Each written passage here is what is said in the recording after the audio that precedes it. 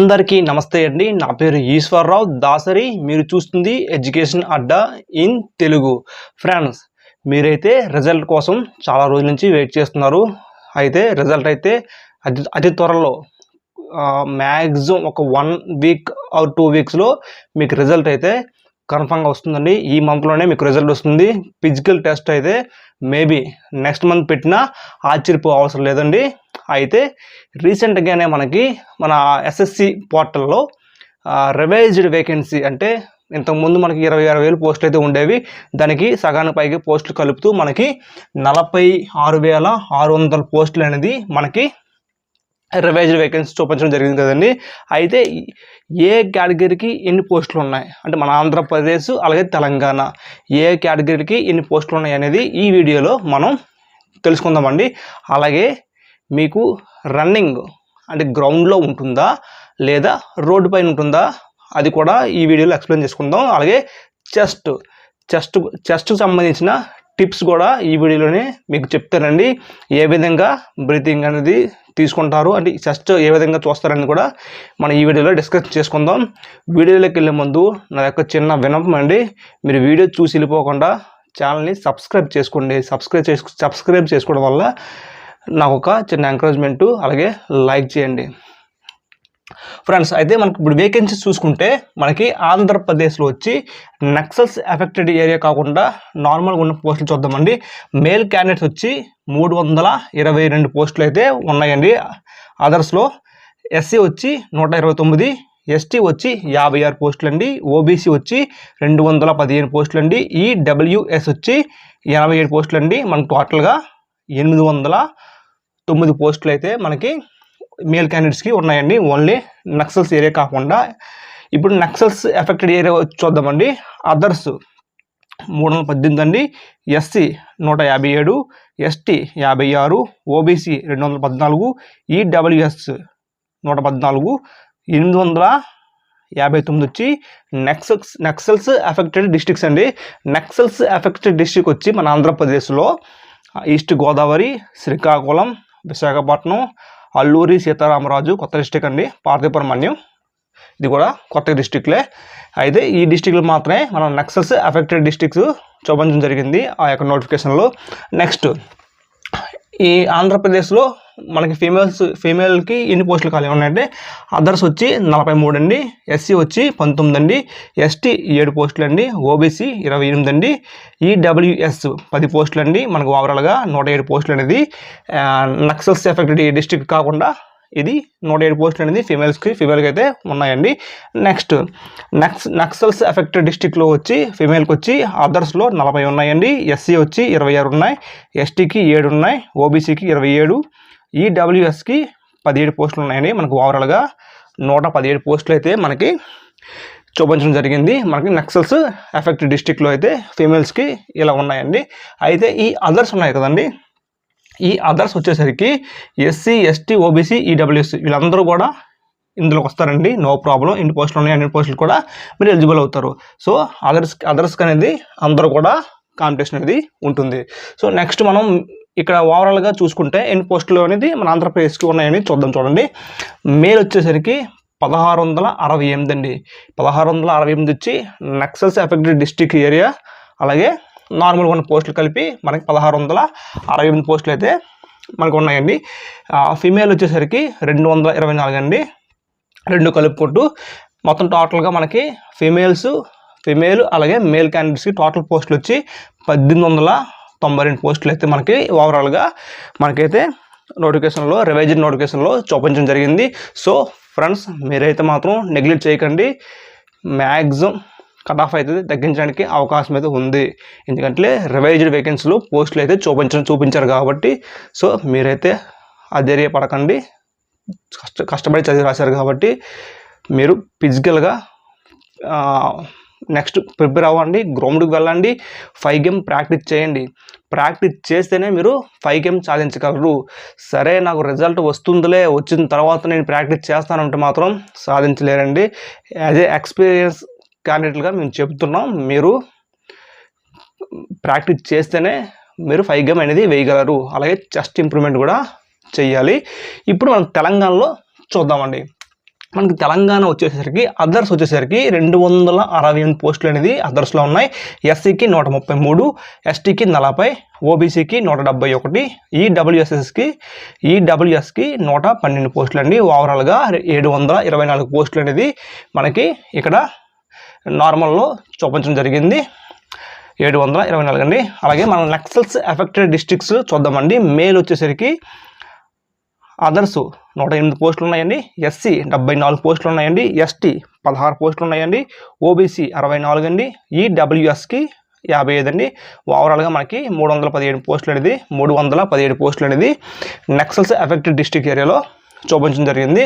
Next normal female వచ్చేసరికి others 35, SC 26, ST 3, OBC 30, EWS 12, మొత్తం 106 పోస్టులు అనేది ఫీమేల్ తెలంగాణలో ఉన్న ఫీమేల్ క్యాండిడేట్స్కి అయితే ఈ పోస్టులు ఉన్నాయి.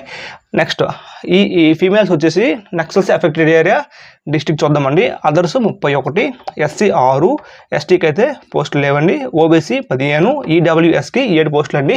మనకి ఓవరాల్గా 59 పోస్టులు అనేది మనకి నక్సల్స్ ఎఫెక్టెడ్ డిస్ట్రిక్ట్ ఏరియాలో ఉన్నాయండి. ఇప్పుడు తెలంగాణలోని నక్సల్స్ ఎఫెక్టెడ్ డిస్ట్రిక్ట్ ఎక్కడ ఉన్నాయంటే చెప్తాను చూడండి. ఆదిలాబాద్ అండి, ఆదిలాబాదు. నెక్స్ట్ భద్రాద్రి కొత్తగూడెం అండి. నెక్స్ట్ జయశంకర్ భూపాలపల్లి అండి. నెక్స్ట్ కొమరం భీం అండి. నెక్స్ట్ మంచిర్యాల అండి. నెక్స్ట్ ములుగు అండి. ఇవండి మనకి. అయితే టోటల్గా మనం చూద్దాం మనకి ఎన్ని వేకెన్సీస్ ఉన్నాయంటే మేల్ క్యాండిడేట్స్ వచ్చి 1041 ఉన్నాయండి, ఫీమేల్ 165 అండి.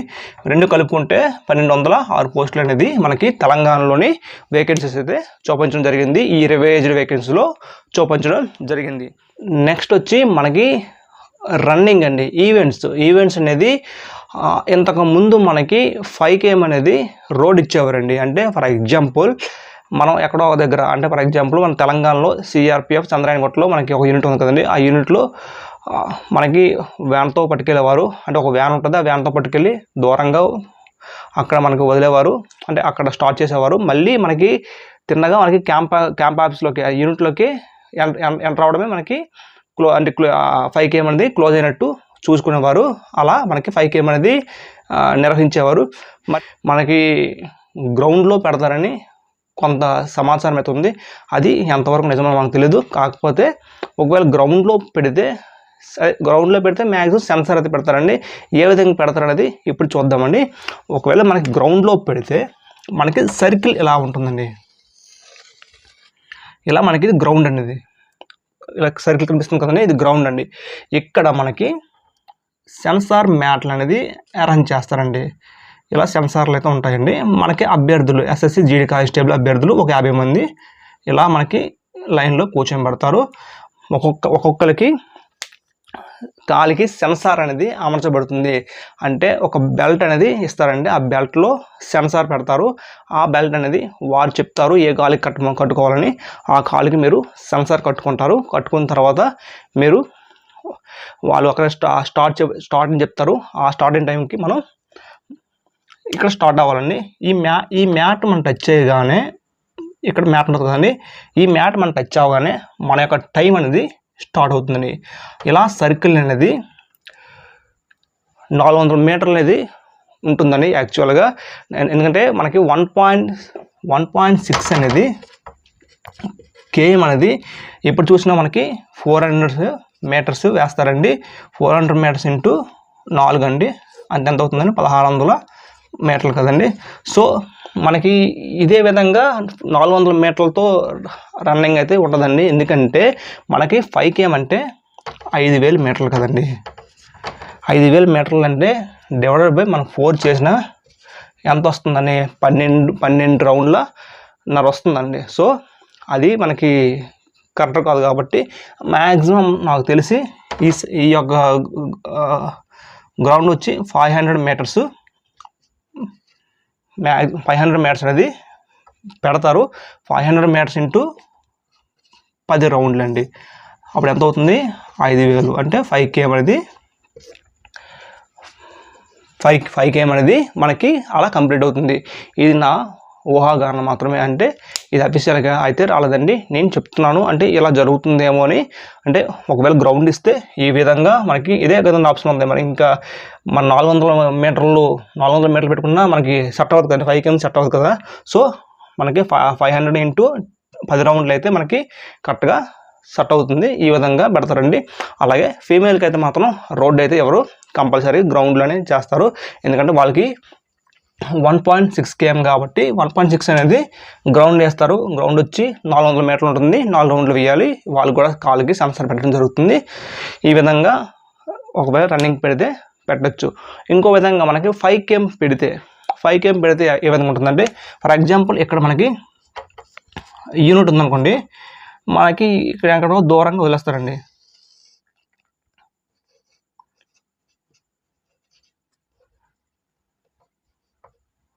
ఇక్కడ మనకి దూరంగా వదిలేస్తారండి. ఇక్కడ మనకి స్టార్ట్ చేస్తారండి. ఇదంతా మనకి 5 kmగా సెట్ చేస్తారండి. ఇక్కడ మనం స్టార్ట్ అయ్యి మళ్ళీ మన క్యాంప్ ఆఫీస్లోకి యూనిట్లోకి ఎంటర్ అయినప్పుడు మనకి 5 km అనేది సరిపోయినట్టు వాళ్ళు ఈ యొక్క రోడ్ అనేది ఫిక్స్ చేస్తారు. ఈ విధంగా మనకి ఇక్కడ వ్యాన్తో వదిలేసి ఈ విధంగా మనకి స్టార్ట్ చేసి చేయడం చేస్తారు. మన వెనకాతల మెడికల్ సిబ్బంది ఉంటుందండి, ఒక అంబులెన్స్ ఉంటుంది. అలాగే మనకి ఏ డిపార్ట్మెంట్ అయితే మనకి ఈ యొక్క రిక్రూట్మెంట్ అక్కడ ఈవెంట్స్ కండక్ట్ చేస్తుందో ఆ రిక్రూట్మెంట్ సంబంధించిన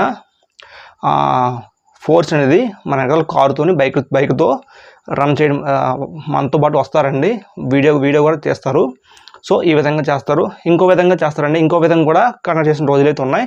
ఎలా అంటే, ఫర్ ఎగ్జాంపుల్ ఈ క్యాంప్ ఆఫీస్లో రన్నింగ్ స్టార్ట్ చేస్తారండి. ఇక్కడ అంటే 2.5 km అంటే 2.5 కిలోమీటర్లకి మధ్యలో ఇక్కడ ఒక ఫోర్స్ పెడుతుందండి. ఇక్కడ రన్నింగ్ స్టార్ట్ అయ్యి ఈ 2.5కి వచ్చేస్తారండి.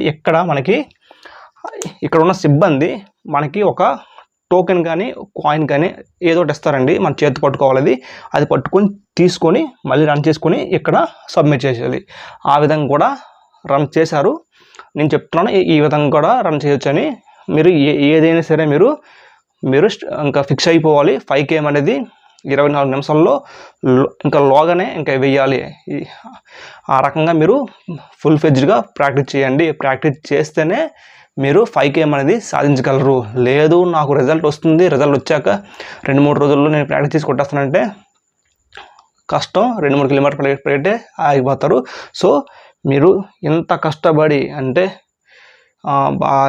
చాలా కష్టపడి కోచింగ్ సెంటర్లకు వెళ్ళి ఎగ్జామ్ రాసి ఇంతవరకు మీరు చూసారు రిజల్ట్ ఇప్పుడు వస్తుందా, కట్ ఆఫ్లో మన పేరు ఉంటుందా లేదా అని ఎంత టెన్షన్లో పడిన తర్వాత మన కట్ ఆఫ్లో మన పేరు ఉన్న తర్వాత ఈవెంట్లో పోతే ఎంత బాధ అనిపిస్తుంది. సో మీరు ఈవెంట్లో అయితే ఎట్టి పరిస్థితుల్లో పోకుండా చూసుకోండి. ఇది ఈవెంట్లో పోవడం అనేది మీ ఫెయిల్యూర్ అండి. ఎందుకంటే ప్రాక్టీస్ అనేది ఇంపార్టెంట్. ఎప్పుడో రిజల్ట్ వస్తుందని ప్రాక్టీస్ చేయకుండా ఉంటే మాత్రం అది మీ తప్పే కదా. సో ప్రాక్టీస్ అనేది చాలా ఇంపార్టెంట్ అండి. ఎందుకంటే యాజ్ ఎ ఎక్స్పీరియన్స్ క్యాండిడేట్గా మేము చెప్తున్నాం, ప్రాక్టీస్ లేకపోతే మీరు 5 km వెళ్ళలేరు. ఎంతటి స్పోర్ట్స్ పర్సన్ అయినా ప్రాక్టీస్ అనేది కంపల్సరీ. మీరు మ్యాక్సిమం ఇప్పటి నుండే స్టార్ట్ అవ్వండి. ఎందుకంటే రిజల్ట్ ఈ వీక్లో రావచ్చు. వచ్చేసిన వెంటనే ఒక 10 రోజులు గ్యాప్ ఇచ్చేసి మీకు ఫిజికల్ టెస్ట్ పెట్టేస్తారు.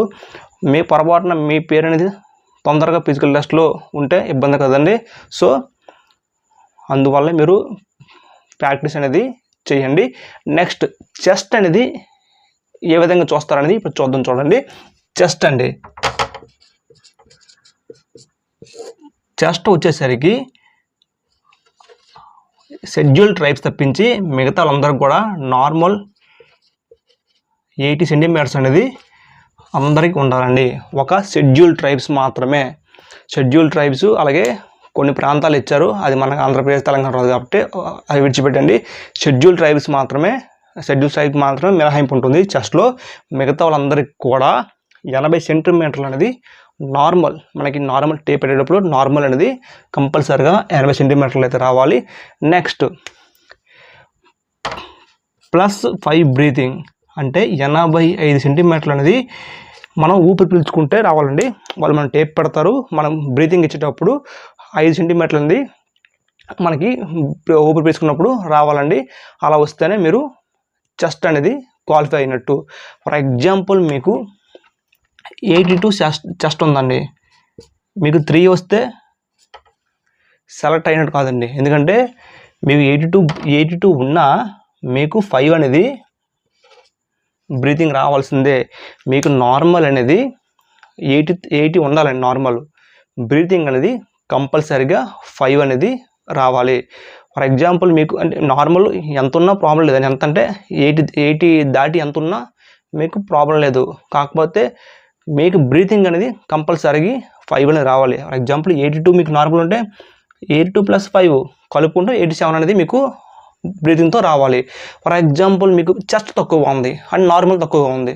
నార్మల్ ఎంత తక్కువ ఉందంటే 80కి 79 ఉందండి మీకు. సో ఇప్పుడు మీరు క్వాలిఫై అయినట్ట, 5 బ్రీతింగ్ వస్తే క్వాలిఫై అయినట్ట. సో మీరు క్వాలిఫై అవ్వనట్టే, ఫెయిల్ అయినట్టు. అప్పుడు ఎంత రావాలి? 6 సెంటీమీటర్లు అనేది మీకు బ్రీతింగ్ వచ్చింది అనుకోండి. అప్పుడు మీకు ఓవరాల్గా 85 అనేది అయినట్టు కదా. సో మీకు నార్మల్ 1 సెంటీమీటర్ తగ్గినా సరే మీరు బ్రీతింగ్లో కవర్ చేసుకుంటే, అంటే మనకి యాక్చువల్గా 5 బ్రీతింగ్ రావాలి కదండి, 1 సెంటీమీటర్ ఎక్స్ట్రాగా 6 వచ్చింది అనుకోండి, మీరు అలాగైనా సెలెక్ట్ చేస్తారండి. సో మీకు బ్రీతింగ్ అనేది చాలా ఇంపార్టెంట్. బ్రీతింగ్ ఎక్సర్సైజ్ చేయండి, ఎందుకంటే బ్రీతింగే మెయిన్ అండి. అక్కడ నార్మల్ మీ ఎంత కండలు తిరిగిపోయినా సరే అక్కడ మీరు తీసుకోరు. బ్రీతింగ్ 5 వస్తేనే మీకు మీ యొక్క చెస్ట్లో క్వాలిఫై అయినట్టు నిర్ధారిస్తారు. సో బ్రీతింగ్ ఎక్సర్సైజ్ చేయండి. సో ఇదండి. ఇప్పుడు షెడ్యూల్ ట్రైబ్స్ అండి. షెడ్యూల్ ట్రైబ్స్కి ఎస్టీకి వచ్చేసరికి 76 అనేది నార్మల్ అండి. నార్మల్ మీకు 76 ఉంటే మీరు చెస్ట్ ఓకే అండి, ప్లస్ 5 అనేది మనకి బ్రీతింగ్ రావాలి. అప్పుడు ఎంత అవుతుందండి? 81.